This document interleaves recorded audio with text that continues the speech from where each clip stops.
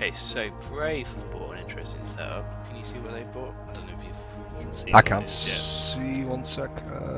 I see Sleipnirs. You see Sleipnirs. You see a Sleipnir, and then you see. Well, Two actually, no, Sleipnirs. double Sleipnir. Forgive me. Two Hurricane Fleet issues. Scimitar, Hyena, two Sweeples, and a Vigil. Vigil says to I me like this straight away, this is an artillery setup.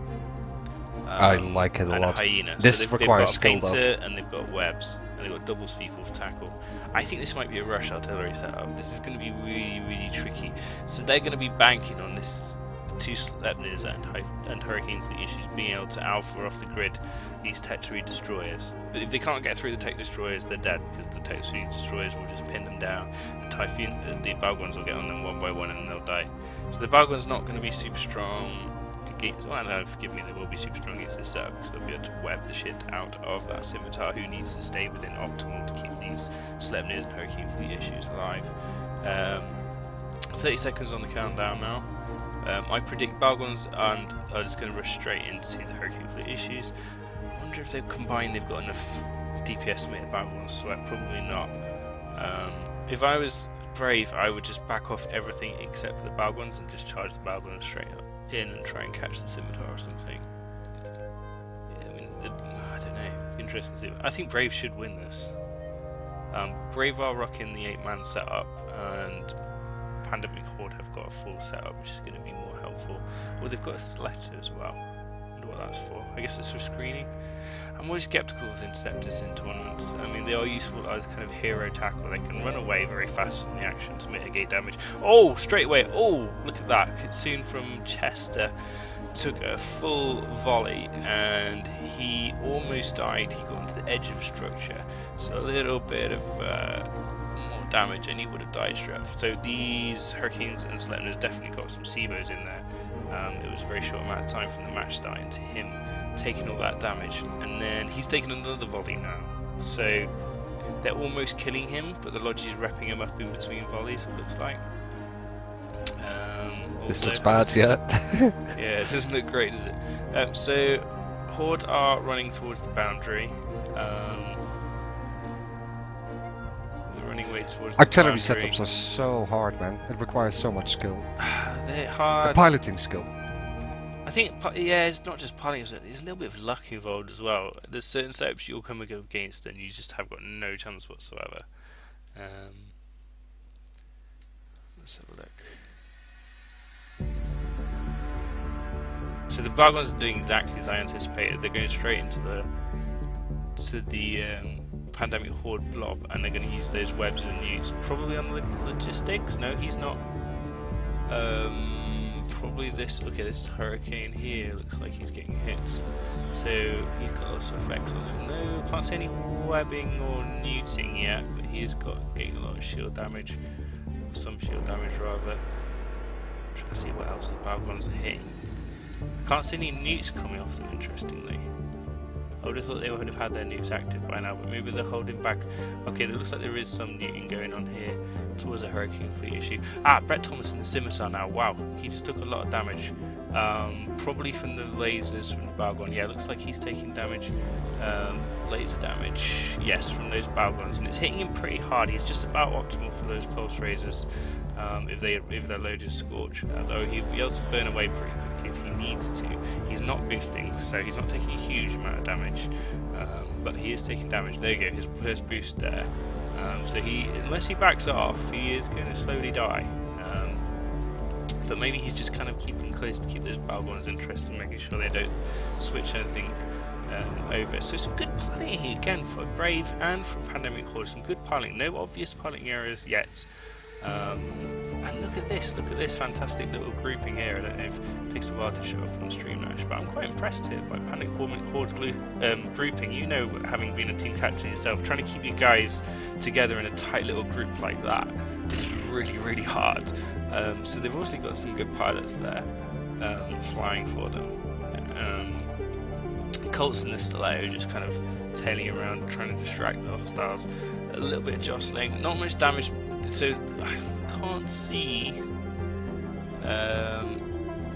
Yeah, so Horde have got their artillery. Okay, they hit the Zealot now. Just trying to figure out what they were going to go for next. They've hit the Zealot. They've taken off his shield, but they haven't done too much damage to him. He isn't webbed. I can't see any. Oh, he has got one painter on him from a. Looks like what's that? A painting up there. Okay, so the vigil. Yes, so they have got a vigil painting him. He doesn't look like he's webbed, which would really help these artillery's hit anything. So Horde are just kind of slowly keeping the Balgorn's interest by staying at the edge of their range, while they kind of poke at things hoping to find a weak spot. But Brave aren't falling for it, and they are orbiting in a nice position. Look, you can see them coming around a really big transversal, and they're trying to get these little ships around the back, probably going to try and do a rush at some point, where they don't want to get blapped off the field before they do. So they're kind of trading places here a little bit. The Neros of Yukio Kami, potentially a little bit vulnerable at the back of his group there, as the Sleipnirs and that's people kind of potentially they could dive in on top of the Neros to get a tackle, which would be a bad thing. Balgorn's still chasing into the pack there, kind of forcing them to push back a little bit. The Balgorn's kind of if the Hurricanes and Sleipnirs are well piloted, they should be able to escape tackle from the Balgorns, but so the Balgorn's just pushing into them to kind of force the pack back and protect his logistics and the ships that he wants away from the artillery.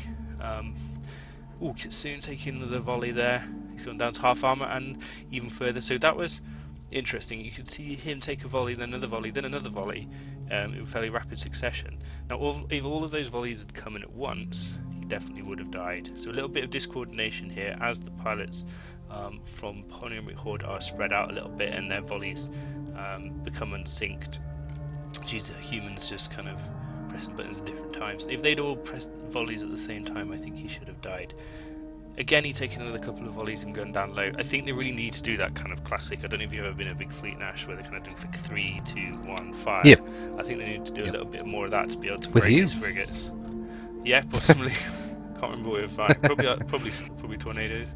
Tornadoes and or Serbs. So they're gonna, I think they need to do a little bit more of that to punch through these smaller ships. Still neither side lost anything, so there's some good piloting. Number one way to win tournament matches is to be able to mitigate damage and stay alive. It doesn't matter if you can't kill the enemy. Okay, it does end eventually, but if you can stay alive, you just need to wait for the bad guys to fuck up and you get the first kill and then it's snowballing. That's kind of generally okay. Interesting.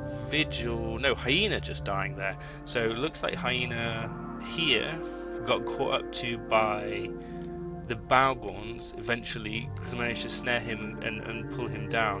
So the armor team is going short, it's going steady, but a little bit by little bit is starting to tear apart the shield team.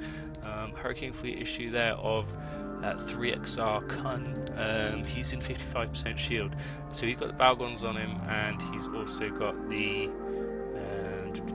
Zealot shooting him there. So they're putting a lot of pressure on his shields.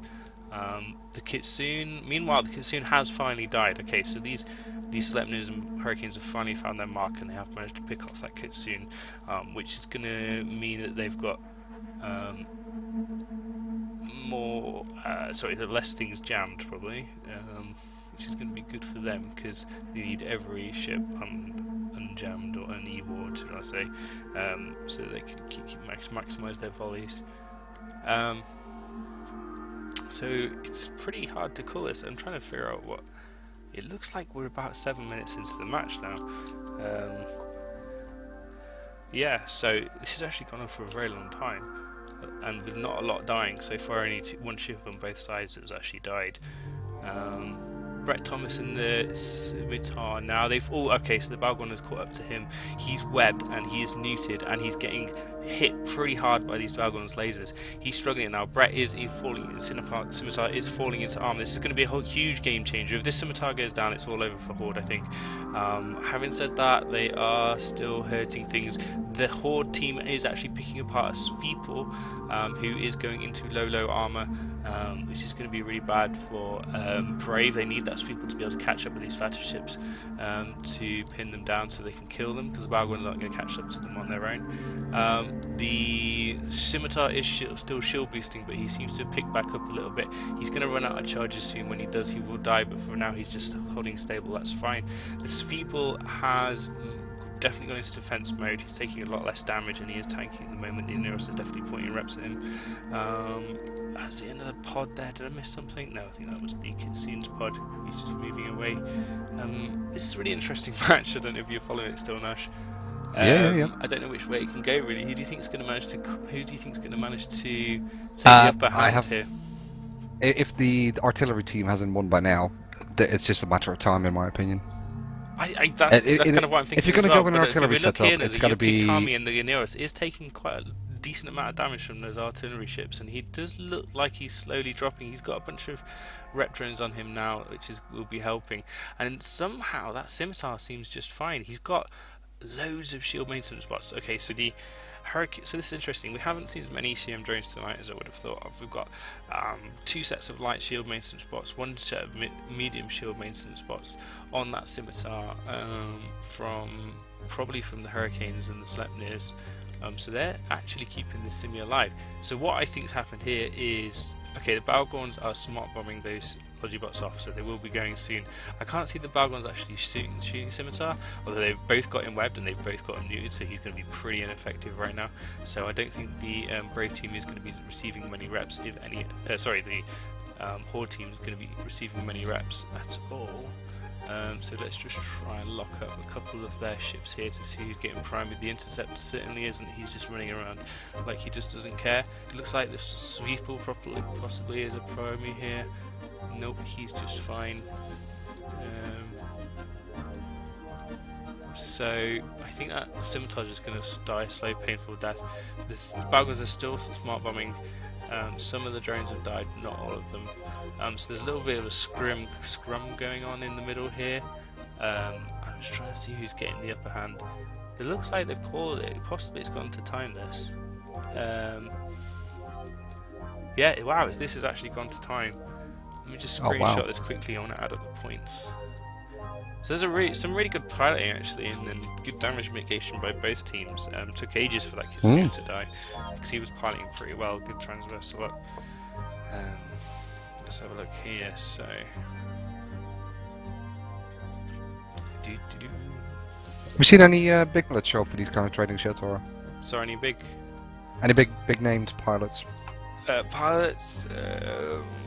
Anybody recognised, or? Well, there's definitely some big teams. White Legion were here last week. I think they're going to be great. And well, they're flying as MLG on CC, which is a lot easier to say than Vidra, Relol, Loaded, which they are in TQ. They're going to be a big team, I think. So those 2 teams have been showing up, and they've been great to watch. They've been dominating pretty hard. Neither of them are here tonight. Maybe they started doing internals testing straight away. That's just possibly what's going on. Well, maybe it's why a little bit quiet here. So. Let me just double check the points. So neither Balgorn died. Neros. Eos. And then they had 2 TD3s left. So Brave had, I count 95 points left. Yes, because they only lost the Kitsune. So they did really, really well to keep all their ships alive. I was quite impressed there. I'm trying to remember exactly what Horde lost, but they definitely lost more. So they got 2 Navy Black Cruisers, 2 of those. Scimitar didn't die amazingly. Oh, so they lost a Hyena. Where's the delays? It's people, I think. So it's pretty close, though.